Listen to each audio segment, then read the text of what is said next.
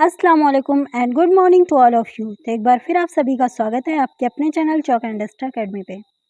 जैसा कि आप लोगों को मालूम है कि हमारे ऐप पर RPSC first grade, second grade, UP TGT PGT, D triple SB TGT PGT, NVS TGT PGT, UGC NET JRF and तमाम दीगर एग्ज़ाम जैसे यूजी, पीजी और बीएड एंट्रेंस के एग्ज़ाम की प्रिपरेशन कराई जा रही है। तो जो बच्चा चॉक एंड डस्टर अकेडमी के बैच से जुड़ना चाहता है वो हमारे व्हाट्सएप नंबर 9045220432 पर रब्ता कर सकता है। और आज का हमारा टॉपिक होगा मोहम्मद इकबाल। तो बने रहिए इस वीडियो में एंड तक बिना स्किप किए हुए। मोहम्मद इकबाल, इनकी पैदाइश 1877 ईस्वी में और वफ़ात 1938 ईस्वी में हुई। अल्लामा इकबाल सियालकोट में पैदा हुए। इन्होंने सियालकोट ही में इम्तियाज़ के साथ एंट्रेंस का इम्तिहान पास किया और फिर लाहौर में आला तालीम पाई। कुछ दिन बाद वो यूरोप गए और इंग्लिस्तान से कानून की और जर्मनी से फ़लसफ़े की डॉक्टरेट की डिग्री हासिल की।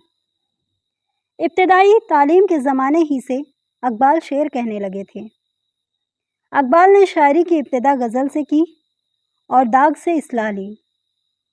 आगे चलकर इन्होंने अपनी शायरी को अपने पैगाम और फ़िक्र के इजहार का ज़रिया बनाया और हरकतों, अमल और खुदी की तालीम देते हैं और इन खूबियों को इंसानियत के बका के लिए ज़रूरी समझते हैं।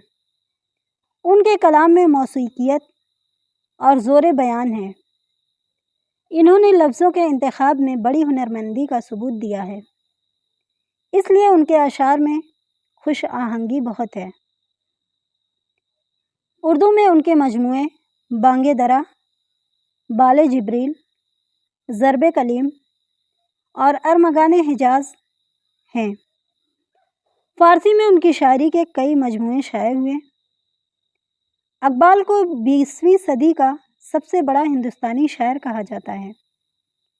उन्होंने हिंदुस्तानियों और ख़ासकर हिंदुस्तानी मुसलमानों को ज़हनी और तहज़ीबी ग़ुलामी से आज़ाद कराया और यूरोप के उलूम से मरूब होने के बजाय यूरोप से इस्तेफ़ादा करना सिखाया और ये बताया कि यूरोप की तहज़ीब मादा परस्ती और बेइंसाफ़ी पर मबनी है और उसे बहुत जल्द ज़वाल आ जाएगा। इकबाल की शायरी में फ़लसफ़ा, तगज़्ज़ुल, ड्रामा, पैगाम अमल और मज़हब इस्लाम सब इस तरह घुल मिलकर एक हो गए हैं कि वो अपनी तरह की बेनज़ीर चीज़ बन गई है।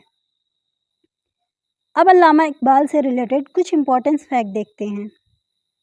जैसे कि अल्लामा इकबाल का जो पूरा नाम है वो है शेख मोहम्मद इकबाल और ये एक कश्मीरी पंडित से ताल्लुक़ रखते थे। जिनका ख़ानदान था वो कश्मीरी पंडित से था। पैदाइश इनकी हुई है 1877 ईस्वी सियालकोट में और इकबाल के अलावा जिनकी पैदाइश हुई है वो हैं फैज़ अहमद फैज़ और वफ़ात इनकी हुई है 1938 ईस्वी लाहौर में। वालिद का नाम है शेख नूर मोहम्मद और वालदा हैं इमाम बीबी।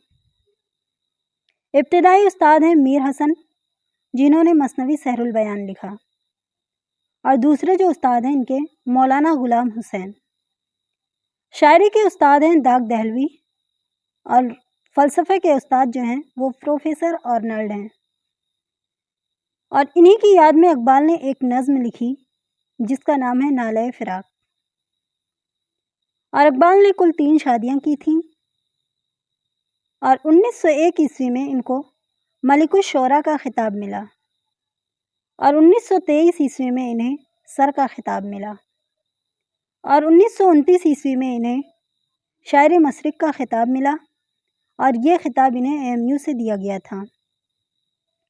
1905 ईस्वी में इन्होंने तालीम हासिल करने के लिए यूरोप चले गए थे और 1907 में PhD जर्मनी म्यूनिख यूनिवर्सिटी से की और जो PhD का मौजू था वो था development of metaphysics in Persia.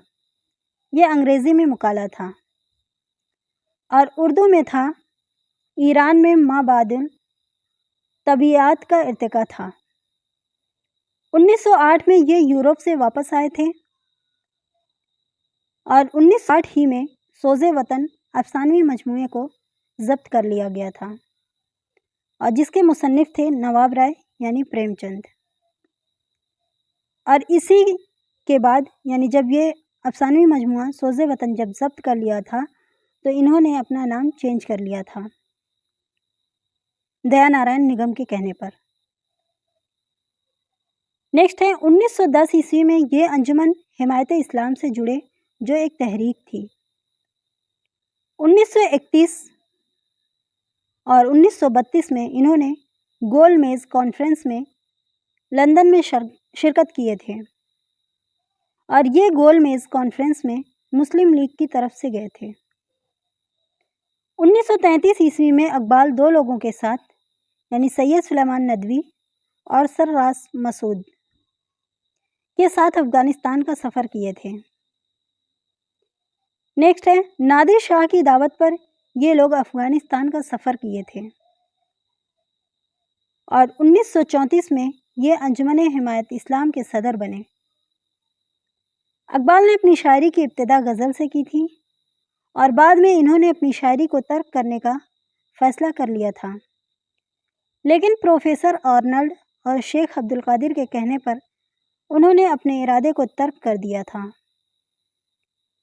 اور شیخ عبد القادر کا جو رسالہ ہے اس کا نام ہے مخزن۔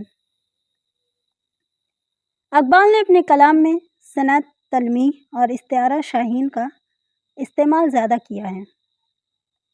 اقبال کی نظمیں پیغام سے بھری ہوئی ہوتی ہیں۔ اقبال کی نظم میں مولانا روم کا زیادہ اثر نظر آتا ہے۔ اب ان کی کچھ خدمات ہیں ادبی، اسے دیکھتے ہیں، جیسے نثری تصانیف۔ تو پہلا ہے علم الاقتصاد اور دوسرا ہے تشکیل جدید الالہیات اسلامیہ، تیسرا ہے خطبات مدارس اور چوتھا ہے جاوید نامہ جو کہ ڈیوائن کامیڈی کا ترجمہ ہے دانتے کے، اور یہ 1933 عیسوی میں کیا گیا۔